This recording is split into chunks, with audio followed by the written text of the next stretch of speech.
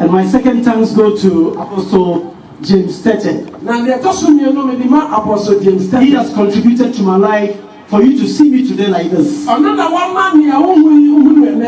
Amen. Amen. I grew up with family parents. One day I went out and I see young boys buy things. And I inquire where they get the money from. And to be frank, I followed them to get where they got the money from. I want you to listen very well. I'm sharing with you my life before prison. My life as a free man. And again, I'm sharing with you my life in the prison. My life as a bound man, freedom taken away from me. And then finally, I'm telling you how God delivered me. And how God is using me. So I continue to look for money. So age 9, I left home. And I started smoking. I smoke weed, I smoke cigarette, I drink. I became addicted to anything I see.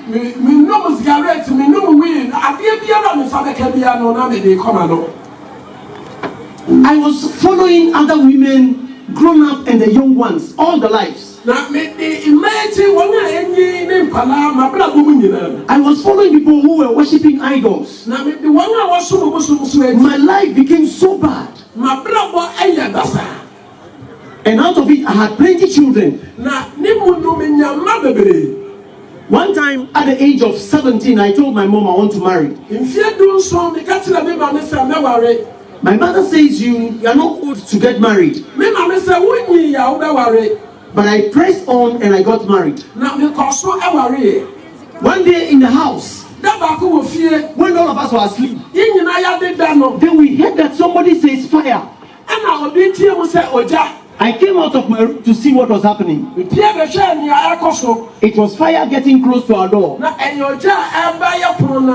entered, took my 2 children and I told my wife, there is fire, come out. But she delayed and she was caught up with fire. When she came out, I called my mother-in-law, my mother and my siblings and we rushed her to hospital. After a few days later, she passed away. Listen, this is my trouble of going to prison. I entered prison when I was 24 years. I came out of prison when I was 45 years. Spending 21 years in prison. Look, anything, I have not dreamt of entering into prison. But I want to tell you tonight, anything can take you to prison.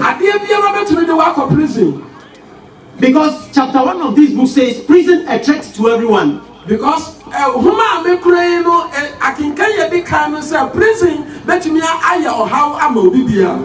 there are all kinds of people in the prison. The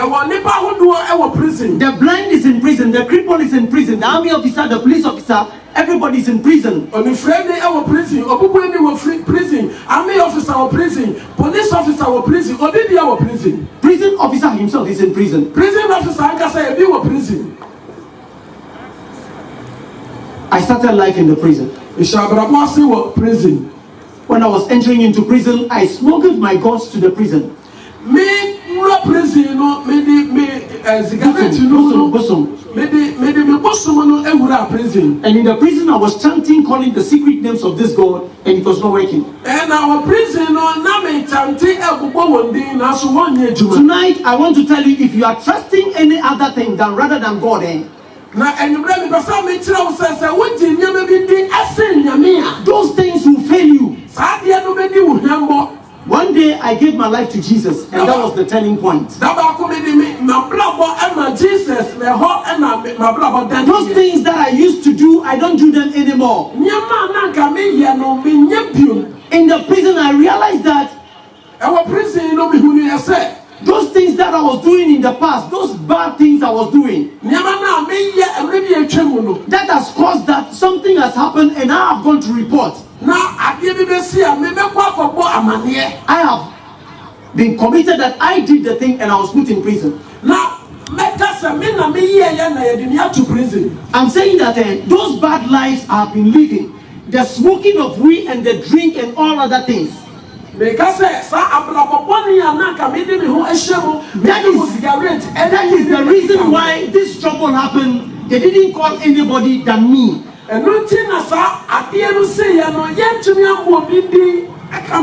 Because of my past life.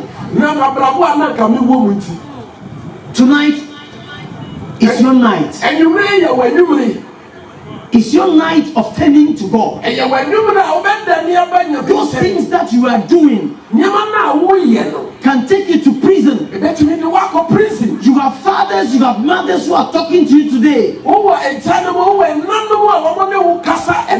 One day you will not see them anymore to tell you those things they were telling you. Like I earlier on said, my past life was freedom. The second part of it, when I entered prison, freedom was taken away from me. Why you will not have your parents anymore to talk to you about your life. Today is your day. Tomorrow may not be for you. One of the things that is common in prison is death.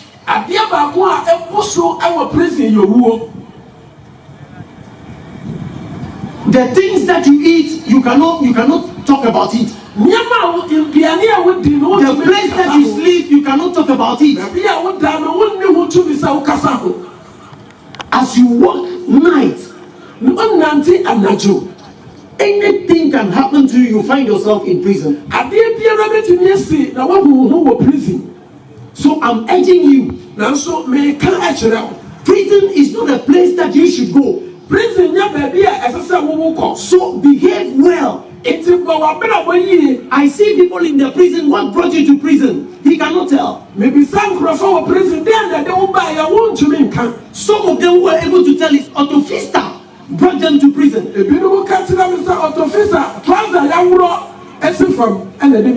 Some tell me it is the haircuts that have brought them to prison. The symbol is, when you do those things, you don't dress well, you don't command respect, you resemble a criminal.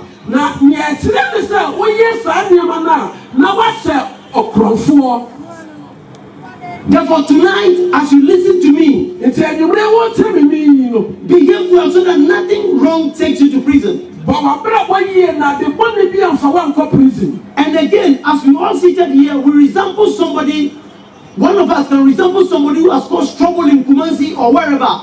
And that person, they are looking for that person for the past 6 months. As you work late in night, when they get you, they'll hold you and you get yourself in prison. And you may want to hear no idea what's the idea. One man has said, Cassidius, and that's all you how about Obia Brabo Kumasia, Yanam Ashano. So, what did I hear? No one so able and Sakawa, eventually the work of prison. I remember the day I was taken to court and I was sentenced to death.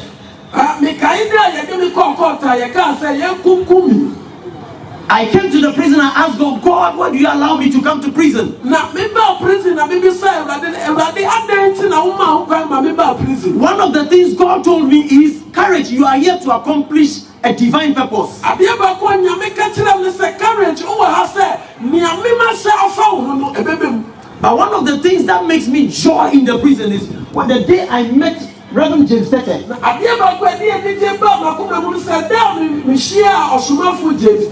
At the time when I was planning to commit suicide, a lot of things have been coming into my mind because I'm keeping long in the prison.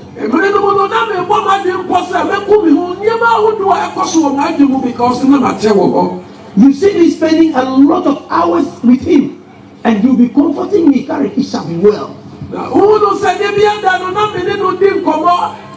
Now shaman cry, I can't me say courage.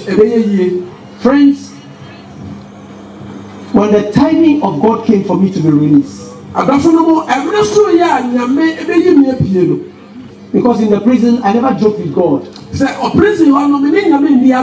I remember in his time a school was formed in the prison. And I was made one of the facilitators. He made me one of the facilitators. And I was paid salary in the prison. Friends, when I was entering prison, my name Courage, I can't write it. I can't write my name Courage. But through Reverend James Tete, I became a facilitator. And I was paid salary. And by the grace of God, I learned a lot of things from the Bible from him. And when the timing of God came for my release, it was wonderful. One day, Hakmarosa came. And I told him I've not committed any crime and I'm here. And he took my particulars after 2 weeks. One day in the prison, I was asked to come to life imprisonment.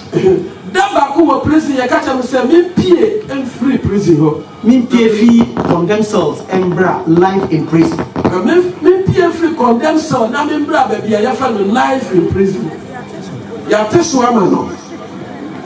If I want to talk about the place called condemned prisons, it's a place where when your death sentence is signed or your death warrant is signed, they come to take you to execution.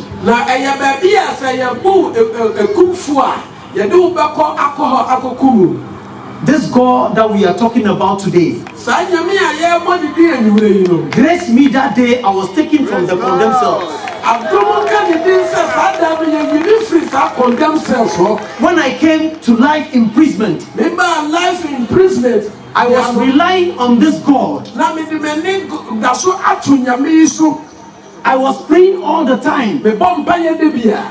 I remember in the condemned cells, I fasted for 900 days. So when I came to the yard, I was still fasting. Then one day, as Apostle James Tete has been telling me,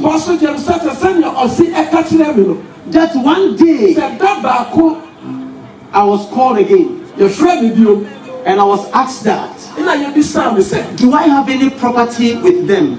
I said, I don't have any property. Then I was told that the president has granted you a presidential pardon.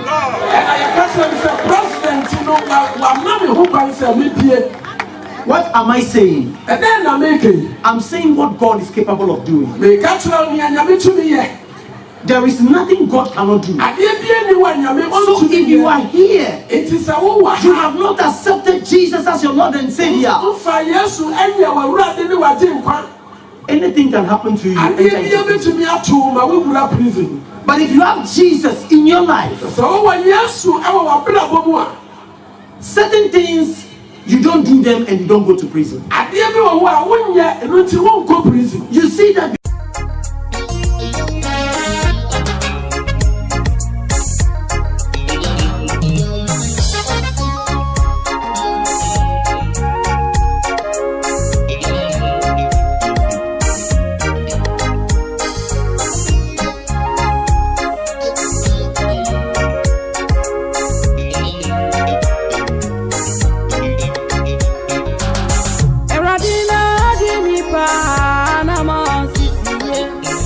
Aqua, you know, so many.